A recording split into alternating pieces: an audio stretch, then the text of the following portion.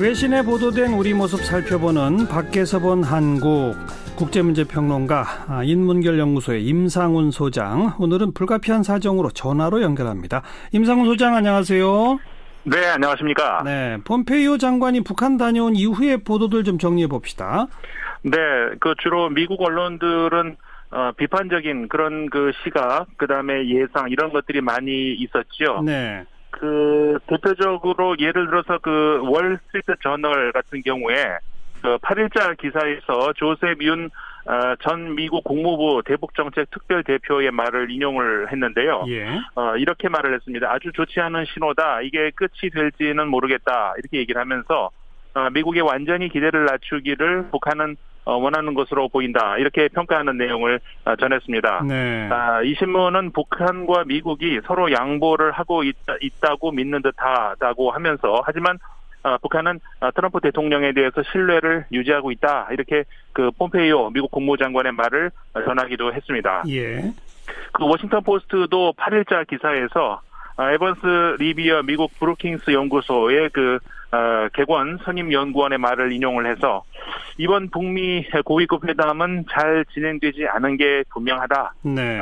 북한은 미국이 원하는 대로 비핵화할 의지가 없을 수도 있다고 전망된다. 이렇게 전하기도 했습니다.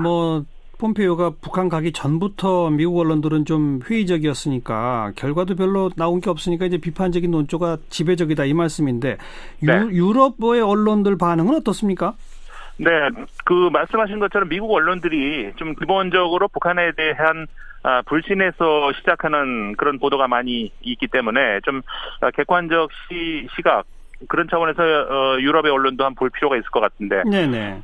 독일의 프랑크푸르트 알게마이너 자이퉁 신문이 현 상황을 좀 더 객관적인 시각으로 정리하는 기사를 하나 게재했는데요. 예.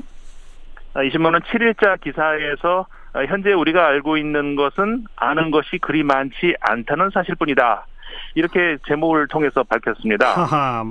재미있는 제목이네요. 그렇죠. 말하자면은 북한의 핵무기 보유 수에 대해서도, 또 북한의 핵 폐기 의지에 대해서도, 그리고 결국 앞으로의 일정에 대해서도 사실 아는 게 별로 없다. 이런 얘기가 되겠는데요. 네.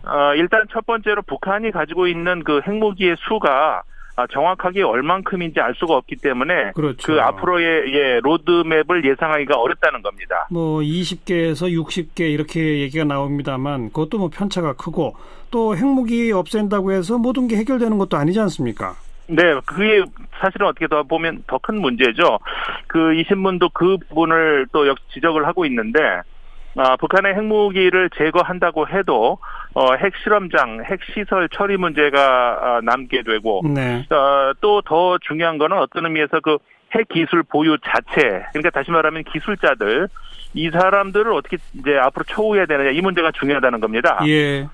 바로 그 차원에서 존 볼튼 백악관 안보보좌관이 주장하듯이 북한의 핵무기를 밖으로 가지고 나와서 미국에서 해체하는 방법, 이거는 좋지 않은 방법이라는 겁니다. 네. 그러니까 이 신문 역시 지난주 소개해드렸던 지그프리드 해커 스탠포드 대학 교수, 이분의 말을 인용을 하고 있는데요. 해커 박사는 지난주에도 이제 소개해드린 대로 미국의 핵무기 전문가인데, 네. 해커 박사에 따르면은 북한의 핵무기 해체는 미국으로 가져와서 할 게 아니라 북한의 기술자들에게 맡겨야 된다. 예, 그렇게 이제 주장을 하고 있는 겁니다. 예. 그러니까 그렇지 않고 이들이 만약에 이제 북한의 핵 기술자들이 소외될 경우에 이들이 북한 외부의 어떤 검은 그림자의 유혹에 비싼 값을 받고 핵 기술을 팔아 넘길 수 있는 그런 위험이 있기 때문이라는 겁니다. 그렇죠. 그래서 이제 이 신문도 현 상황에서 가장 주목을 받는 방안 중 하나가 해커 박사의 방안이다, 이렇게 말을 하고 있는데요. 예. 10년 프로세스, 그러니까는 북핵 문제 해결을 위한 시간표를 트럼프 대통령 임기에 맞출 게 아니라 10년에 걸친 긴 시간 동안에 좀 철저한 계획이 필요하다, 이런 겁니다. 아하. 그러니까 결국 지금 북미 정상회담이 열린 지 한 달도 되지 않은 상황에서 무슨 회의론에 빠질 게 아니라, 네. 이제 시작 단계다, 이제 긴 시간을 요한다, 이런 생각으로 준비를 해야 된다는 거죠. 알겠습니다. 자, 그리고 요사이 또 이제 국내에서 크게 논란이 되는 게 이 국군 기무사가 이 탄핵 심판 당시에 뭐 계엄령 이런 것들을 검토했다. 이런 문건 나온 거 있지 않습니까? 네네. 지금 문재인 대통령도 이제 공식 수사를 지시를 한 그런 상태인데 외신들도 이 문제를 보도합니까? 네, 특히 그 홍콩의 한 언론이 이 문제에 주목을 했습니다. 예. 동방일보, 홍콩의 동방일보인데요. 8일자 신문에서 우리나라 이제 군 인권센터 발표를 인용을 해서 한국의 국군 기무사령부가 박근혜 전 대통령 탄핵 촛불 진압을 하기 위해서 서울 시내 탱크 550대, 특전사 1,400명 등 대규모 무장 병력을 투입하려 했다. 이렇게 보도를 했습니다. 예. 이 신문은 박근혜 전 대통령의 탄핵 정국에서 군이 위수령을 발령하면은 이 촛불 전국과 분명 마찰을 빚을 것이고 그렇게 되면은 이걸 빌미로 해서 경비 계엄, 그 다음에 비상 계엄 이걸 순서대로 선포를 해서 최종적으로 한국의 행정과 사법을 마비시키고 국토를 접수하겠다 이런 계획이었다는 것으로 해석된다는. 그러니까 그런 군 인권센터의 발표를 전하면서 네. 이런 계획은 한국의 광주가 유혈 진압됐던 1980년 그 광주 사태를 떠올리게 하는 사건으로 명백한 친위 쿠데타로 보인다. 이렇게 이 신문이 보도를 했습니다. 홍콩의 동방일보, 네. 광주 사태 그리고 친위 쿠데타 이런 표현까지 사용을 했군요. 자, 또 다른 소식 들어볼까요? 네, 중국이 과거에 서구 물건이라든가 아이디어 같은 것들을 모방을 해서 이 짝퉁 제품들을 많이 생산을 했는데 최근에는 한국 아이디어 상품들을 좀 모방을 해서 아시아 전역에 판매하고 있다. 이런 보도가 영국에서 나왔습니다. 영국에서요? 네, 영국의 파이낸셜 타임스인데요. 8일자 보도였습니다. 그러니까 한국의 영감을 받은 중국의 모방 상점들. 하지만 이것들이 한국에는 없다.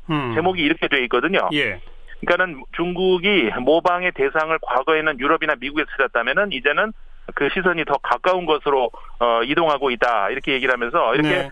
한국 아이디어를 모방해서 만들어진 제품들이 아시아 전역에 퍼져나가고 있다. 이렇게 이 신문은 보도를 했습니다. 그러니까 한국 제품 위장한 짝퉁을 만들어서 중국에다 파는 게 아니라 아예 해외 시장, 아시아 시장을 개척하고 있다. 이 말이죠? 그렇습니다. 그러니까 중국 업체나 매장들이 한국 제품들이 아시아에서 인기가 많다는 점을 이용을 해서 제품의 모양이나 포장 같은 것들 한국산처럼 보이게 만들어서 판매한다는 건데요. 예. 특히 한국의 화장품의 경우에 아시아 국가는 물론이고 전 세계적으로 지금 인기가 많지 않습니까? 그렇죠. 할리우드 드라마에 나오는 여배우들의 얼굴, 피부를 보면서 한국 화장품을 바르면 이렇게 된다. 이렇게 이제 연상이 되면서 유명해지게 된 건데. 예. 특히 최근까지 많은 한국 제품과 기업들이 중국 시장에서 밀려나지 않습니까? 사드 위기 때문에. 그렇죠. 그래서 이제 아시아 시장에서 한국이 좀 주춤하는 사이에 이 빈틈을 중국 기업들이 자신들의 제품을 한국 기업처럼 그렇게 한국 제품처럼 포장을 해서 공격적인 마케팅을 하고 있다. 이렇게 이제 보도를 한 겁니다. 아하. 그래서 이 신문에 따르면은 예를 들어서 베트남에는 무무소라고 하는 그런 매장이 100여 개가 있다고 하는데요. 예. 중국 매장이라고 합니다. 예. 근데 매장 안에 들어가면 중국 종업원들이 한복을 입고 어설픈 한국말을 하면서 한글이 적힌 그 제품들을 판매하고 있다는 거죠. 하하, 한복까지 있고, 네.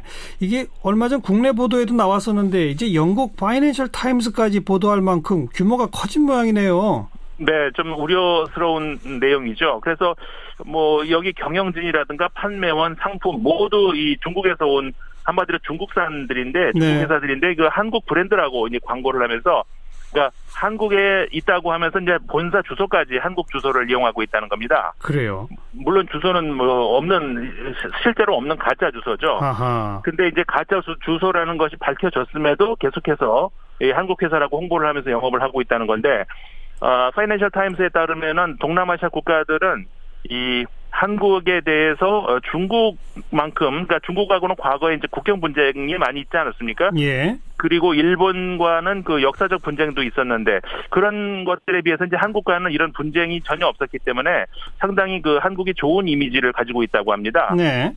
그래서 이제 동남아시아에서의 한국 문화는 이런 국가 이미지에다가 그런 어떤 그 K-팝 또 드라마 이런 수준 높은 대중문화가 융합이 되면서 산업적으로 그 한국 그 기업이 뻗어나갈 수 있는 좋은 조건을 갖추고 있는데 예.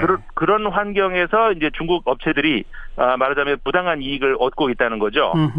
그래서 이제 이 신문은 그럼에도 불구하고 현재로서는 그 베트남에서 한국 기업의 지적 재산권을 침해할 수 있는 그 가짜 브랜드 이런 것들 유통을 완전히 막는 것은 거의 불가능하다. 이렇게 현지 한국 기업 관계자들의 말을 인용을 해서 전했습니다. 어렵더라도 가만히 있으면 안 되겠네요. 적극적으로 그렇죠? 중국 정부를 향해서 베트남 정부, 뭐 동남아시아 국가 정부를 향해서 우리가 계속 목소리를 좀 내야 될 것 같습니다. 네네. 수고하셨습니다.